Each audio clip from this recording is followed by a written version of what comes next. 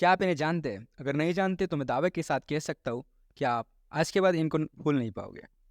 फर्जी और family man जैसे फेमस वेब सीरीज के ये राइटर और डायरेक्टर दोनों हैं।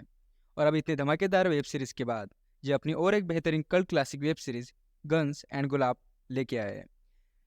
ये वेब सीरीज वैसे तो आई 2023 में है, लेकिन ये आपको 90 के दशक की याद दिला देगी। ये कहानी गुलाबगंज और शेरपुर में दो गैंग की है जो अफीम की तस्करी करते हैं। ये कहानी इन चार कैरेक्टर्स के इर्द गिर्द घूमती है। चार कटर आत्माराम, टिप्पू पानेवाला, छोटा गांजी और नार्कोटिक ऑफिसर अर्जुन। बचपन में हम सभी ने वीडियो गेम खेला ही होगा। उसमें हम अगर मर भी जाए तो पुनः जीवन दान मिलता है। क्या होगा अगर असल में यही शक्तियाँ किसी विलन को मिल जाए? ऐसा ही एक विलन है चार कट आत्माराम। टिप्पू पानेवाला कैसे एक आम मैकेनिक गैंगस्टर बन जाता है। छोटा गांजी एक गैंगस्टर का लड़का और एक नार्कोटिक ऑफिसर जिसके अंडर ये शेरपुर और गुलाबगंज का एरिया आता है। तो कहानी की शुरुआत होती है एक जगह। तीन स्कूल के बच्चों को दिखाया जाता है जो कि कौन अपनी गर्लफ्रेंड से ज़्यादा प्यार करता है इसको लेकर बहस कर रहे होते हैं। उसके बाद बच्चे घर चले जाते हैं और एक बच्चा जिसका नाम गंगाराम है वो वही हल्का होने के लिए रुकता है। तभी वो देखता है कि कुछ लोग एक आदमी के पीछे बंदूक लेके दौड़ रहे होते हैं। उन्हीं में से एक मारने वाला अपना चार कट आत्माराम होता है। उसको मारने का तरीका एक अलग ही तरीका होता है कि वो हमेशा चार बार करके ही मारता है। और ताज्जुब की बात नहीं है कि इसी वजह से उसका नाम चार कट आत्माराम पड़ा होगा। उसका मानना था कि इससे मरने वालों के चार चरणों में आत्मा की शुद्धि हो जाती है। पहला, मन का मैल साफ। दूसरे में सारे पाप माप। तीसरा, मोह माया से मुक्ति के लिए। और चौथा, सीधा वैतरणी के पास। तो वापस आते हैं उस सीन पे जिसको चार कट आत्माराम ने मारा था। वो शख्स कोई और नहीं, टीपू पानेवाला का बाप बाबू टाइगर होता है। वो लोग बाबू टाइगर को मरा हुआ समझ के चले जाते हैं, लेकिन उसमें अभी भी सांस बाकी थी। उसे जिंदा देख के वो लड़का यानी गंगाराम उसके पास आता है। तब बाबू उसे सिगरेट पिलाने के लिए बोलता है और उसके बाद बाबू उसके कान में कुछ कहता है और दम तोड़ देता है। अब एंट्री होती है अफीम की तस्करी के बेताज बादशाह गांजी भाई की, और उसके साथ आता है उसका बेटा जुगनू। गांजी भाई जाके टीपू से मिलता है और सिंपत्ति देते हैं और उसके बाद उसे गैंग ज्वाइन करने का ऑफर देते हैं, लेकिन टीपू वहाँ कोई दिलचस्पी नहीं दिखाता और कहता है मेरा गराज भी ठीक है। उसके बाद एंट्री होती है अर्जुन की, जो कि एक नार्कोटिक ऑफिसर है जिसके हाल ही में गुलाबगंज में पोस्टिंग हुई है। उसके बाद दिखाया जाता है कोलकाता डील का एक लोकेशन, जहाँ कोलकाता से एक सुकांत नाम का व्यक्ति गांजी भाई से मिलने आया और यह गांजी भाई की अब तक की सबसे बड़ी ड्रग डील होने वाली थी। आगे कहानी में दिखाया जाता है टीपू और उसकी one and only one crush Chandralekha, जो कि एक इंग्लिश की टीचर थी। उसके बाद क्लास का सीन दिखाया जाता है जहाँ पे गंगाराम अपने दोस्तों के साथ बात कर रहा होता है। तभी वहाँ प्रिंसिपल मैम आ जाती है और एक नई लड़की को इंट्रोड्यूस करती है जो कि कोई और नहीं बल्कि अर्जुन की बेटी ही होती है। उसके बाद अर्जुन को जूनियर उसको अफीम के बिजनेस के बारे में बता रहे होते हैं। उसके बाद अर्जुन से मिलने के लिए एसपी मिश्रा सर आते हैं और उससे समझाते हैं कि यह दिल्ली नहीं है, जो गुलाबगंज है। यहाँ अपने तौर तरीके और नियम होते हैं, और समझा के चला जाता है। उसके बाद नानू जो क्लास का टॉपर होता है उसके पास गंगाराम एक लव लेटर की डील लेके आता है कि अगर वो लिख के देगा तो उसके बदले में उसे पैसे मिलेंगे। यह लेटर और किसी ने नहीं, टिप्पू ने ही लिखने को कहा था। उससे गंगाराम लेटर लेके टिप्पू के पास जाता है। तब उसे पता चलता है कि वो लेटर और कोई नहीं, चंद्रलेखा मैम के लिए ही है।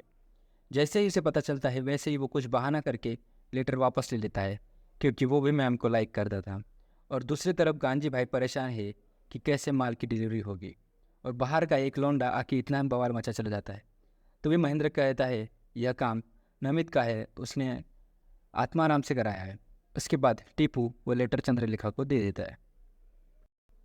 चंद्रलेखा उस लेटर को पढ़ने के बाद गुस्से में दुकान में आके बोलती है कि यह लेटर लिखने की हिम्मत कैसी हुई तुम्हारी, तुम ऐसा लेटर लिखोगे, मैंने कभी सोचा नहीं था। फिर उसके बाद हम अर्जुन के घर को देखते हैं, जिधर वह उसकी वाइफ और बेटी के साथ रह रहा होता है। तभी अर्जुन के घर कॉल आता है, जो अर्जुन उठाता है तो उसकी दूसरी तरफ से एक लड़की की आवाज़ आती है जो कहती है कि अर्जुन, मैं तुमसे मिलना चाहती हूँ। और अर्जुन उस आवाज़ को अच्छी तरह से पहचानता था। फिर हम उसके बाद गुलाबगंज के मशहूर ढाबे को देखते। ये जो रेखा आप देख रहे हैं ये लक्ष्मण रेखा है, जिसके एक तरफ शेरपुर और एक तरफ है गुलाबगंज। कोई भी ये लाइन को पार नहीं कर सकता था। मतलब ये सारे रूल गैंगस्टर लोगों के लिए थे। एक तरफ है गांजी गैंग और एक तरफ है नाविक गैंग। नाविक यह गांजी के लिए ही काम करता था, लेकिन पैसों के लालच में उसने अपना ही एक अलग जाके अफीम का धंधा शुरू किया। उसके बाद वह दोनों गैंग के बीच में हाथापाई हो जाती है। हाथापाई होने के बाद नबी के गैंग के दो लोगों की रात को गाड़ी पंचर हो जाती है, इसलिए वो गाड़ी को धकेलते जा रहे होते हैं। तभी टीपू का गैराज दिखता है। टीपू वहाँ अपना गैराज बंद कर रहा होता है। तभी वह लोग टीपू को रिक्वेस्ट करते हैं कि प्लीज़ उनकी गाड़ी सुधार दो। टीपू फिर मान जाता है और उनकी गाड़ी सुधारता है। टीपू गाड़ी सुधार ही रहा था, तभी वहाँ एक व्यक्ति टीपू को बोलता है कि तुम तो बाबू टाइगर के बेटे हो ना। तो फिर वह अब बाबू टाइगर के बारे में अपमानजनक बातें बोलता है और बताता है कि कैसे उसने उसका कत्ल किया। ये सब सुनने के बाद टीपू अपने गुस्से को रोक नहीं पाता और वह पाना लेकर उसके आदमी के मुंह में भोंक देता है। और तभी दूसरा व्यक्ति डर के भाग रहा होता है लेकिन टीपू उसका पीछा करता है और उसको भी पकड़कर उसके आँख में पानी डाल देता है और इसी से उसका नाम पड़ जाता है टीपू पाने वाला।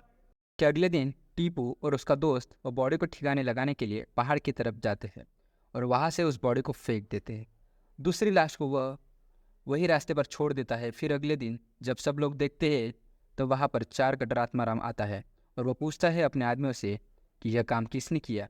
तो वो बताते हैं हमें पता नहीं, लेकिन उसने पानी से मारा है। अगले सीन में हमको ये दिखाया जाता है कि अर्जुन की मीटिंग गांजी भाई से होती है, जहाँ गांजी भाई उसे बोलते हैं कि तुमसे पहले आया हुआ अफसर भी हमारे साथ कोऑपरेट करता था, तो तुम भी अब हमारे साथ कोऑपरेट करो।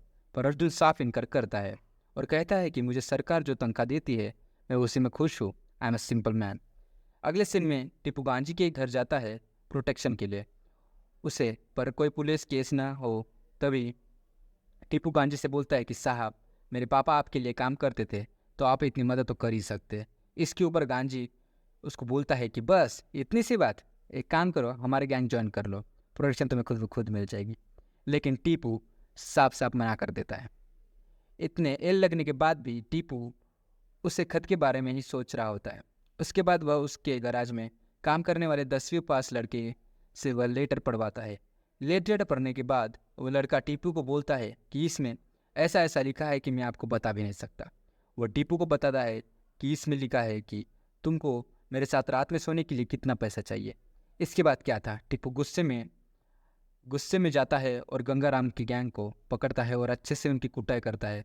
उसके बाद उनसे अच्छा लेटर लिखवाता है और वह जाकर चंद्रलेखा को दे देता है। दिखाया जाता है कि अर्जुन जब बाहर निकल गाड़ी से जा रहा होता है तो उसे एक आदमी मिलता है जो उसे कहता है कि सोनम कैसी है और आपकी वह रंगीन तस्वीर मैंने आपके घर भेज दी है, जल्दी जाइए वरना आपका घर उजड़ जाएगा। फिर क्या, अर्जुन जल्दी घर जाता है और कोमल लेटर खोल ही रही होती है कि वो उसके हाथ से छीन लेता है। उसके अंदर अर्जुन और सोनम के प्राइवेट तस्वीर होती है। उसके अगले ही सीन में हमें दिखाया जाता है कि चंद्रलेखा टीपू के पास आती है और सॉरी बोलती है। उसके बाद हमें दिखाया जाता है कि गांजी भाई नमित को गाली दे रहे होते हैं कि कैसे वह पहले मेरे नीचे काम करता था और आज मेरे ही खिलाफ है। उसके बाद वह जुगनू यानी छोटे गांजी को बोलते हैं कि मेरे बिजनेस में थोड़ा हाथ बार बटाओ और वह बोलते हैं कि मेरे पास एक प्लान है, रुको मुँह के आके बताता हूँ। तो वह ऊपर जाने के लिए निकल ही रहे होते हैं। जाते जाते अचानक पैर फिसलने की वजह से सीढ़ियों से गिर जाते हैं और अफसोस की इस बात का है कि वो मुँहते बिना ही कोमा में चले जाते हैं। अगले दिन में हमें यह दिखाया जाता है कि अर्जुन और उसकी पत्नी आपस में बात कर रहे होते हैं।